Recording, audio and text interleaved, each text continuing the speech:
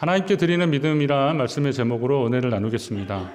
오순절 성령 강림 사건 이후에 복음이 어떻게 퍼졌어요? 들불처럼 퍼져갔습니다.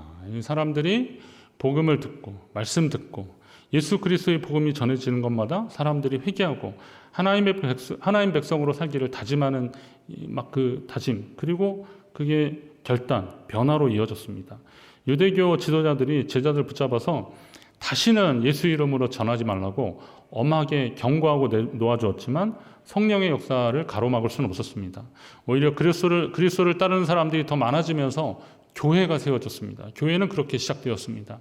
그렇게 모여든 사람들이 복음을 나누고 또 말씀을 교제하고 그러면서 서로의 형편을 보면서 뭐가 좀 부족하겠다라고 생각하면서 각 사람의 필요를 따라 자신들의 소유를 가난하고 어려운 사람들에게 나눠주기 시작했습니다. 이게 초대교회 공동체의 아주 은혜로운 모습이었습니다. 이게 성령의 역사고 하나님의 은혜였는데요.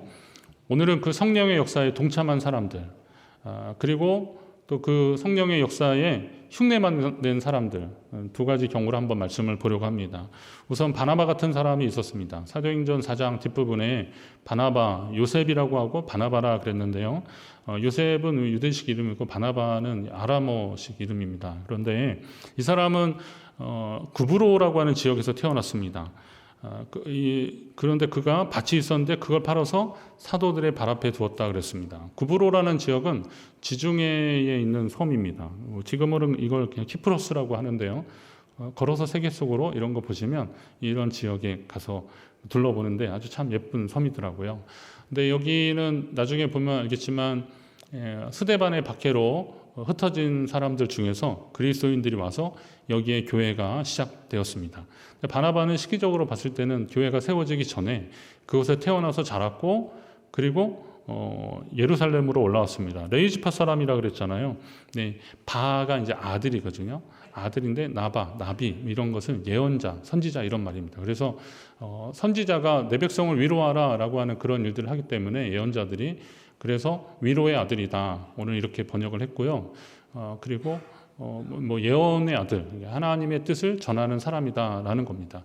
굉장히 은혜로운 이름이죠. 그리고 거룩함을 갈망했던 그런 사람이라고 할 수 있습니다. 그러니 그 믿음의 본산인 예루살렘에 가서 하나님의 뜻대로 살고 싶은 갈망이 있어서 예루살렘으로 올라온 겁니다. 그 지중해 섬에서 예루살렘으로 올라왔는데 그런데 여기에 와서 예루살렘에서 제자들이 전하는 복음을 듣고 예수님을 영접하게 된 겁니다. 성령 충만하여서 믿음의 형제들을 또 돌아보게 되었고 자신의 밭을 팔아서 가난한 자들의 필요를 나누라고 하는 성령의 음성에 순종하면서 그렇게 사도들의 발 앞에 내놓게 되었습니다. 바나바는 참 성품이 좋은 사람 같습니다. 사도행전 11장에 바나바에 대해서 소개하는 대목이 있는데 이 사람을 성령과 믿음이 충만한 사람이라 그랬습니다. 성령과 믿음이 충만한 사람, 이에 큰 무리가 주께 더하여 주더라. 그의 영향력 때문에 성령과 믿음이 충만하여서 사람들에게 복음 전하고 말씀으로 믿음으로 살기 시작하니까 그를 보고 주께 더해지는 사람들이 많아졌다 그랬습니다. 바나바 하면 또 우리가 놓치지 말아야 되는 게 사도 바울이 예전에는 그리스도인들을 핍박하던 사람 아닙니까? 근데 이 사람이 다메섹으로 가다가 예수님을 만났어요. 부활하신 예수님을 만나고 그리고 사명을 받았는데 아무도 그를 믿어주지 않았습니다. 그래서 그가 다메섹에 갔을 때 거기에 또 아나니아라고는 선지자가 있었는데 하나님이 그를 축복하라니까 그 사람이 지금 우리 믿는 사람들을 잡아 가두고 핍박하는 사람인데 그러면서 그럴 정도로 그러니까 그 예수님을 만났다고 하는 것에 대해서 아무도 믿어주지 않는 그런 상황입니다.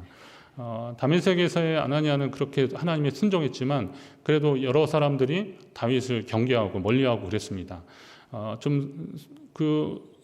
승려 기간이 있었죠. 그리고 나서 예루살렘 교회에서 안디옥에 사람을 보내야 될 때 그때 바울이 이제 바나바가 바울을 추천하는 겁니다. 이 사람이 하나님께 쓰임 받는 사람이다. 그러면서 그를 추천하는데 이 박해가 심했던 당시로서는 사람을 추천한다는 거 그리고 교회 지도자에게 일꾼으로 추천한다는 것은 어쩌면 이 사람이 잘못하면 모두 다 잡히고 어려움을 당할 수 있는 그런 상황이기 때문에 그런 상황에서도 믿고 신뢰하며 사람을 소개했다는 것은 바나바가 바울을 얼마나 잘 받고 또 하나님이 그와 함께 하시는 것을 믿음의 눈으로 보았기 때문에 그렇게 추천을 한 것으로 우리가 볼 수 있습니다. 자, 이런 사람이 바나바였습니다. 그래서 안디옥에 바나바와 함께 바나바와 바울이 가서 복음을 전했고 또 그리고 안디옥 교회가 부흥하면서 성령이 그 두 사람을 안수하면서 보내라 그래서 지금으로 말하면 이제 선교사로 그들을 소아시아 지역을 순회하면서 복음을 전하는 선교사로 파송할 때 그때 역시 구브로란 지역으로 처음 갑니다. 근데 여기에서도 생각해 보면 좀 바나바는 감회가 새로울 것 같아요. 그가 하나님을 사랑했고 그리고 의로운 하나님 일을 하고 싶었는데 예루살렘에 가서 예수님을 만났고 복음을 영접했고 그래서 파송을 받아서 고향 동네에 가서 복음을 전한다. 여러분 고향을 위해서 기도하지 않습니까? 혹시 춘천에 고향이신 분들 이제 나갔다가 고향 동네에 위해서 기도하지 않습니까? 저도 제 고향 동네 이렇게 지나가다가도 보면 전에 이 성읍에 믿는 사람들이 그리 많지 않았었는데 교회가 세워지고 뭐 1000명 이상의 교회들이 막 많아지는 거 보면서 참 하나님께 감사한 그런 기도한 적이 있었거든요. 아마 바나바도 그런 마음이었습니까? 고향을 위해서 기도했는데 응답도 받고 그랬던 겁니다. 자, 그렇게 전도여행을 떠났는데 비록 2차 전도여행 때는 1차 때 자신을 두고 버리고 간 마가 요한이라는 사람을 함께 데리고 갈 거냐라는 거를 바울하고 계속 논쟁을 하다가 다퉜어요. 그래서 결국은 2차 전도여행 때 바울 기준으로 2차 전도여행 때는 바울은 다른 사람하고 가고 바나바는 마가 요한이라고는 이 사람과 함께 가겠습니다.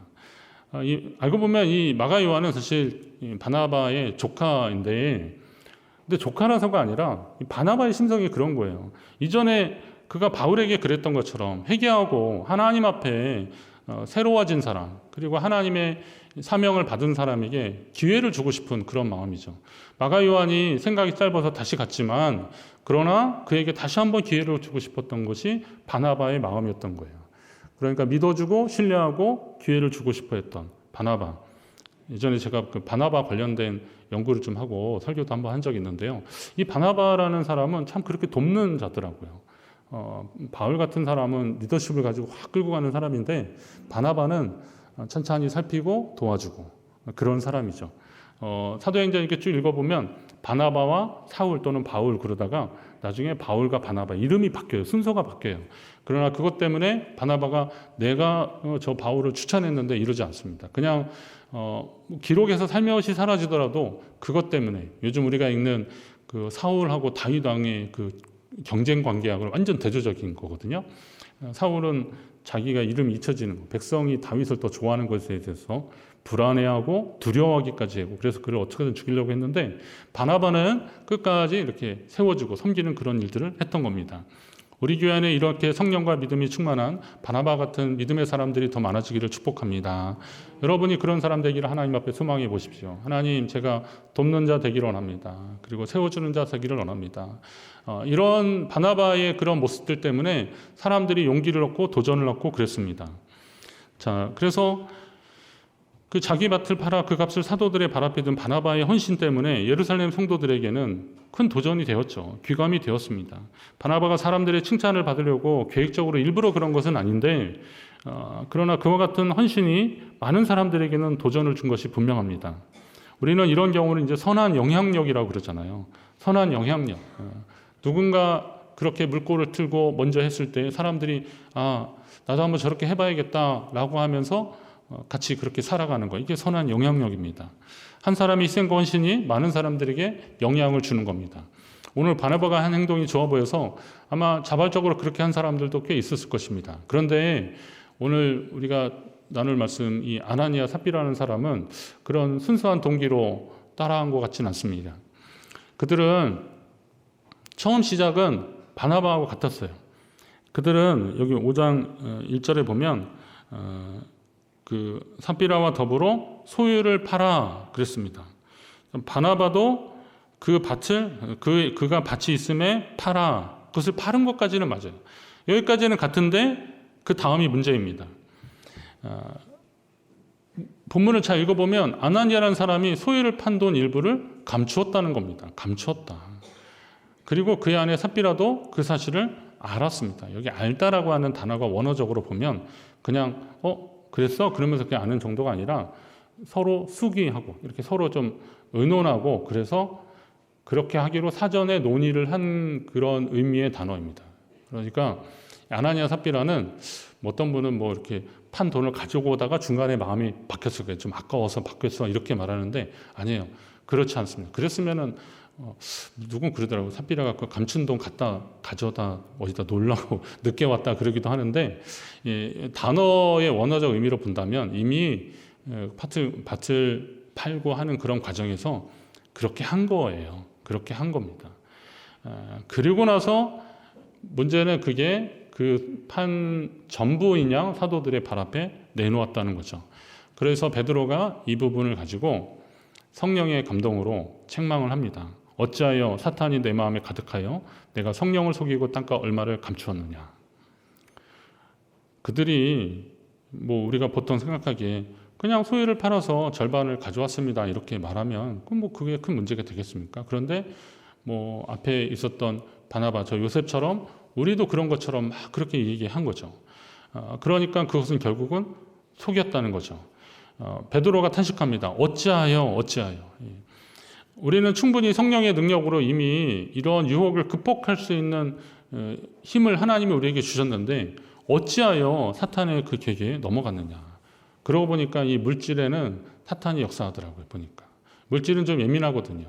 우리가 별거 아닌 것 같아도요, 물질은 이상하게 우리의 마음이 이렇게 거기에 가더라고요. 보니까 내가 돈이 많고 적금의 문제가 아니라 뭐 어떤 분이 그러더라. 야, 저 사람 돈도 많은데 어떻게 그렇게 뭐 인색해 막 그러는데요. 가만히 생각하면 그렇게 했기 때문에 되는 거예요. 예, 그렇게 했기 때문에 제가 예전에 강남에 어느 백화점 갔는데 오픈런이라고 하십니까? 문 딱 열리자마자 이렇게 막 뛰어가서 이렇게 세일하는 데 가는데 강남 분들은 그래도 교양이 있더라고요. 막 뛰진 않고 그냥 총총걸음으로 빨리 가시더라고요. 그래서 뭘 하나 봤더니 이벤트 홀이 있는데 이렇게 봤더니 이렇게 옷을 파는 거예요. 보통 그냥 그렇게 뭐 소위 말하는 이제 그런 뭐 재고 정리하는 것 같은 그런 것 같으면 뭐 우리가 생각하면 몇만 원 이렇게 하면 되겠는데 몇만 원이 아니에요. 몇십만 원짜리더라고요. 그런데 그거를 막 살려고 그러는 거예요. 그래서 이게 클래스가 다르구나 그런 거죠. 근데 어떤 분이 그러시더라고요. 그렇게 해도 시장에 가서 콩나물값 깎는다고 그러더라고요. 요즘은 다 봉지 포장을 해서 뭐 그럴 일 없는데 그래도 이제 재래시장에 보면 콩나물 있잖아요. 근데 막 얻는 거죠. 근데 제가 어릴 적에 시장에서 살아봤기 때문에 아는데 시장에서 있는 분들이 좀 이렇게 나중에 돈을 버시거든요. 근데 그분들은 물건을 잘 팔아서 뭐 이렇게 그 차익으로 돈을 버는 게 아니라 성실과 인내와 끈기 꾸준히 아침 부지런히 문 여시고 늦게까지 하고 단골 관리 잘하고 그러면서 그냥 꾸준히 장사를 하셔서 저축하고 그때 그 일수 같은 거 있잖아요. 막 언제 한 번은 떼먹혀서 막 난리가 나고 그래도 그것도 일수를 해요. 왜냐하면 먹던 몰래면 그거라 그러면서 그렇게 하시면서 한 푼 두 푼 모아서 그렇게 된 건데 그래도 사실 그분들은 아까 말했던 이분들하고는 좀 많이 차이가 나잖아요. 그런데도 거기서는 정가에 하나 애누리 없이 하지만 시장이나 이런 데 가면은 깎는 게 맛이라고 그러면서 막 하는 거죠. 그러나 이런 부분들이 사실 뭐 정으로 그럴 수도 있고 또 뭐 관례상 그럴 수도 있지만 저는 물질 앞에 연약한 우리의 모습을 한번 보자라는 거죠. 연약한 겁니다. 연약한 거. 그렇기 때문에 하나님 앞에 하는 데 있어서는 이거 기도 많이 하고 하셔야 돼요. 헌금할 때도 그렇고 기도하셔야 되는 겁니다. 그리고 누군가의 헌신이나 수고를 이거를 쉽게 생각해서는 안 되는 겁니다. 베드로가 그러죠. 여기 그 땅이 그대로 있을 때 내 땅이 아니며 판 후에도 내 마음대로 할 수가 없더냐. 어찌하여 이 일을 내 마음에 두었느냐. 왜 그랬느냐라고 하는데 이게 번역이 좀 원문으로 봐도 번역이 좀 까다롭더라고요. 그래서 의역을 하면 이런 거예요. 땅을 팔기 전에도 너의 수중의 소유였고 그리고 그걸 팔아서 돈을 가졌을 때도 내 주머니에 있을 텐데 그러면 그 소유를 하는 그 물질의 주도권자는 너였지 않느냐. 그러면 성령이 주시는 감동이 있었을 때 이미 성령은 우리에게 그런 감동을 주셔서 하도록 했는데 왜 이걸 이기지 못하고 그리고 다른 선택을 했느냐라고 책망하고 있는 거죠. 마치 자신의 소유 전부를 팔아서 가져온 것처럼 거짓말을 했다라는 거죠. 이건 단순히 사람을 속인 게 아니라 교회를 그리고 성령 하나님을 속인 것이다라고 책망하고 있습니다. 이 말을 듣고 아나니아가 엎드려 죽었는데 그리고 그 사실을 모르고 그의 아내가 또 왔다가 결국은 그도 거짓말하고 죽고 말았습니다. 이 잔치집에 찬물을 확 꼈는 것 같은 그런 이야기입니다. 제가 만약에 성경을 기록하는 사람 같으면 이 아나니아 삽비라 얘기는 그냥 슬그머니 좀 뺐으면 좋겠어요. 근데 성경은 그러지 않으시더라고요. 이거 쓰는 이유가 왜겠습니까? 우리의 연약함을 알기 때문에 그렇습니다. 우리의 연약함을 알기 때문에 부끄러운 것도 기록하는 것은 하나님의 뜻인 거죠. 마치 여리고성 전투에 전리품을 챙긴 채로 심판을 받은 아간이 연상되는 그런 대목입니다. 그러면서 우리가 느끼는 건 뭐냐면 신앙은 이거 흉내내면 안 되겠다. 흉내내면 안 되겠다. 아나니아 삽비라 이야기 그 바로 앞에 바나바 이야기가 나오는 거는 우리에게 그 교훈적 의미가 있는 거죠. 바나바가 그렇게 함으로 인해서 사람들에게 칭찬을 받게 되고 좋은 소리 듣게 되고 그러니까 이 사람들에게도 그런 욕심이 있었던 겁니다.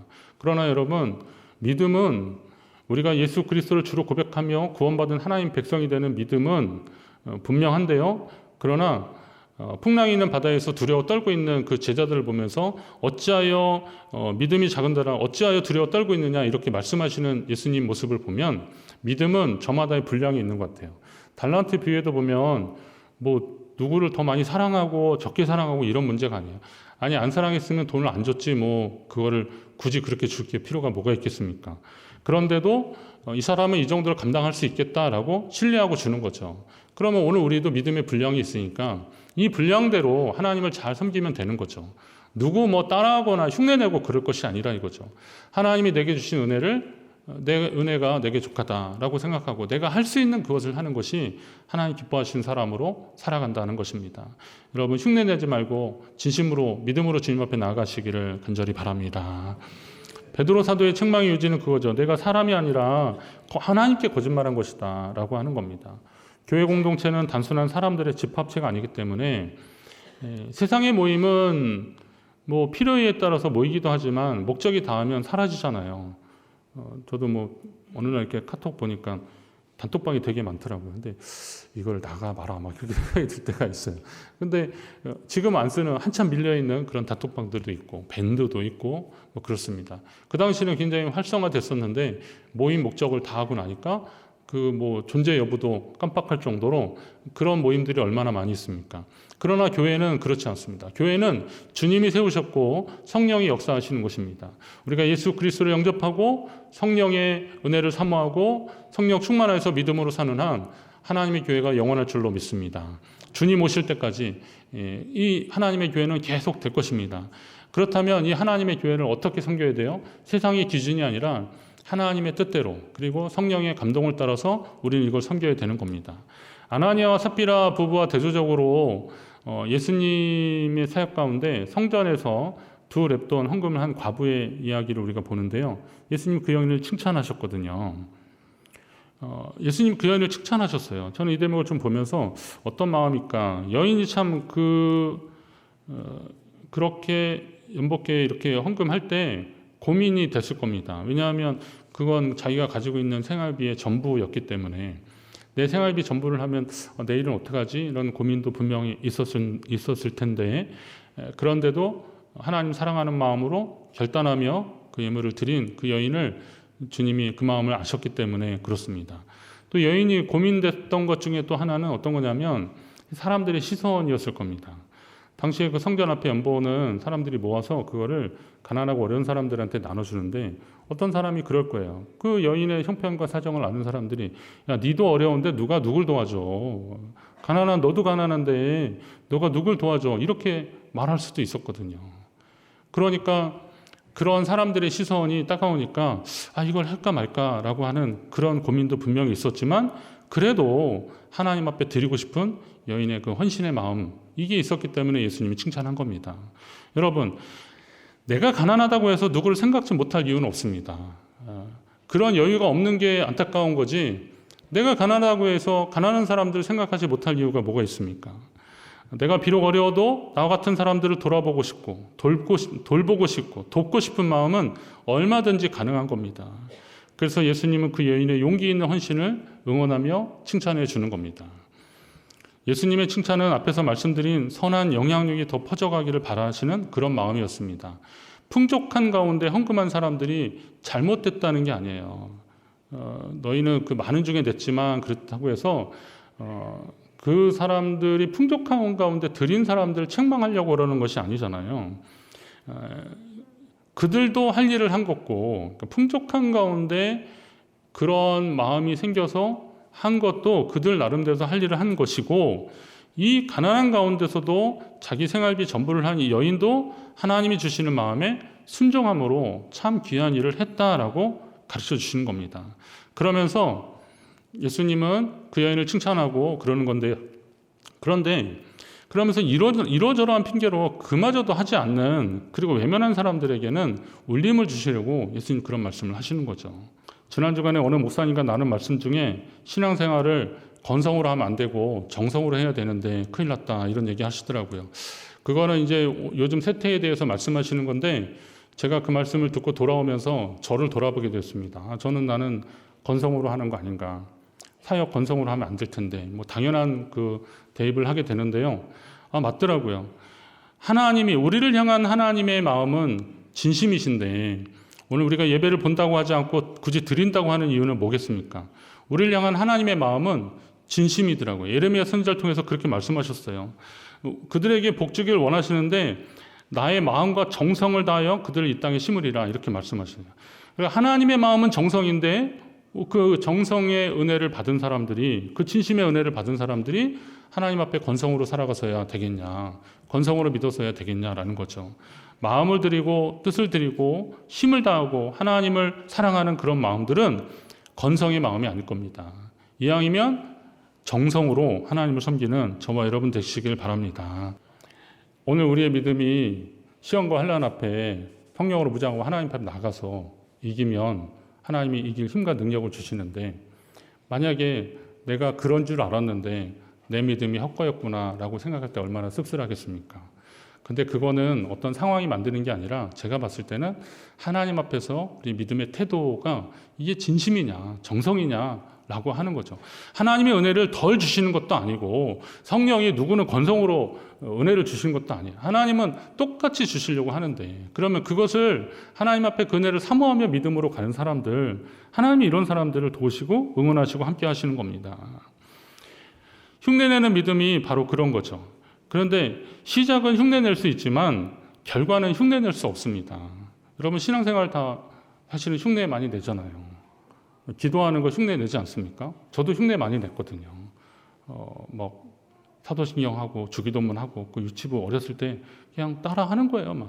우리가 말 배우듯이 막 따라가는 겁니다. 그리고 교회학교 가서 막 찬양하고, 저는 신기한 게 우리 2부 예배 때 좀 새로운 찬양들 하잖아요. 우리 성도님들이 그래도 그걸 잘 부르셔요. 저도 막 헷갈리거든요. 인도하는 분들도 잘하지만 잘 부르셔요. 야, 신기하다. 잘 따라하는 거거든요. 다 따라하지 않으셨나요? 저도 그렇습니다. 중고등학교 때 막 은혜 받을 때 기도 주여 3번 하고 하는 기도는 뭐 그때 흔했으니까 막 기도했는데, 눈 떠보면 아직도 기도하고 있고 눈 떠보면 아직도 기도하고, 그러다 에라 포기해가지고 그래 그냥 하자 막 그러다 보니까 하나님 은혜 주셔서 막 은사도 받고 막 그러잖아요. 그렇게 신앙이 자라가는 거잖아요.